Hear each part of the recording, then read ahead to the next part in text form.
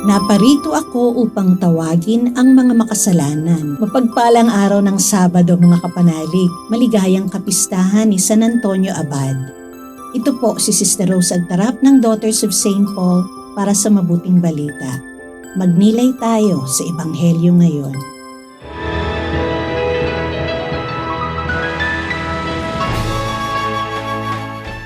Pumunta si Jesus sa tabing dagat at lumapit din sa kanya ang lahat. Kaya nagturo siya sa kanila. Nakita naman niya sa paglalakad si Levi na anak ni Alfeo na nakaupo sa singilan ng buwis at sinabi niya rito, "Sumunod ka sa akin." At tumayo ito at sinundan siya. Habang nanunuluyan naman si Jesus sa bahay niya, maraming taga-singil ng buwis at iba pang makasalanan ang nakisalo kay Jesus at sa kanyang mga alagad. Talagang marami sila, ngunit may mga guro ng batas namang sumusunod sa kanya.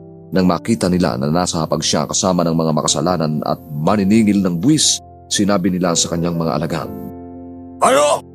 Kumakain siyang kasama ng mga makasalanan at maninigil ng buwis?" Nang marinig ito ni Jesus, sinabi niya sa kanila, Hindi ang malulusog ang nangangailangan ng doktor, kundi ang mga may sakit. Hindi ako pumarito para tawagin ang mabubuti, kundi ang mga makasalanan.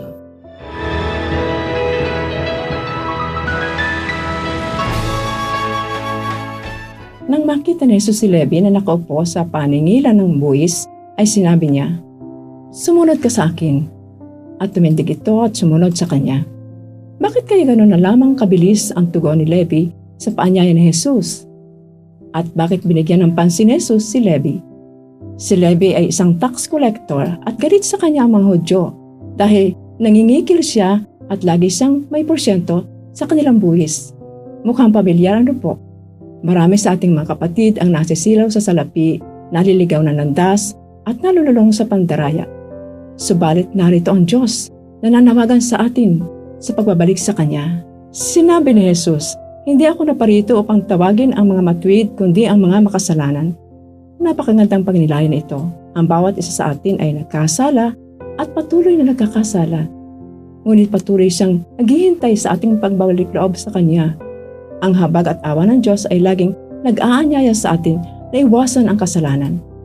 Gaano mang kabigat ito, mapapatawad tayo ng Diyos at hinihintay niya tayong mga pisal.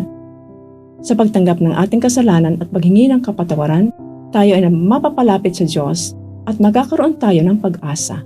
Tulad ni Levi, dagli tayo makatutugon sa paanyaya ni Jesus na magbalik loob kung mananalangin tayo sa Espiritu Santo at maging sensitibo sa kanyang paanyayang magbalik loob. Magsisi tayo sa ating nagawang kasalanan at tanggapin natin siya sa ating mga puso. Magpasalamat tayo sa kanyang habag at tawa sa dulot niyang kaligtasan para sa ating lahat. Magreparasyon tayo at ibahagi natin ang kanyang awa at habag sa ating kapwa. Manalangin tayo. Panginoon, maging sensitibo nawa kami sa iyong presensya sa aming buhay. Buksan mo po ang aming puso at diwa upang mapagtanto namin ang iyong walang hanggang pag-ibig, awa at habag. Amen. Mga kapanalig, maraming salamat po sa inyong suporta sa aming misyon, lalong-lalo na sa ating mga donors at sponsors.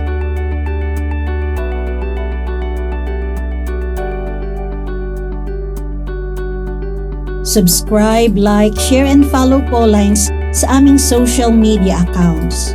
Patuloy po kaming humihingi ng inyong tulong upang maipagpatuloy ang programang ito.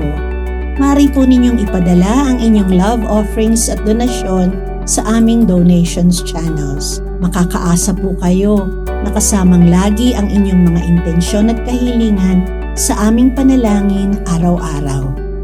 Ito pong muli si Sister Rose na nag-aanyaya sa inyong manalangin sa Santo Niño Jesus. O banal na sanggol, Diyos na makapangyarihan at bukal ng mga biyaya, buong puso kaming sumasamba at nagsisisi sa aming mga kasalanan. Iniaalay namin sa iyo ang aming sarili. Itulot mo na matulad kami sa iyong kabanalan.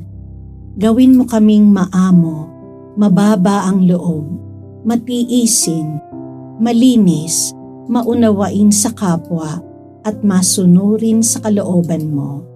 Amen.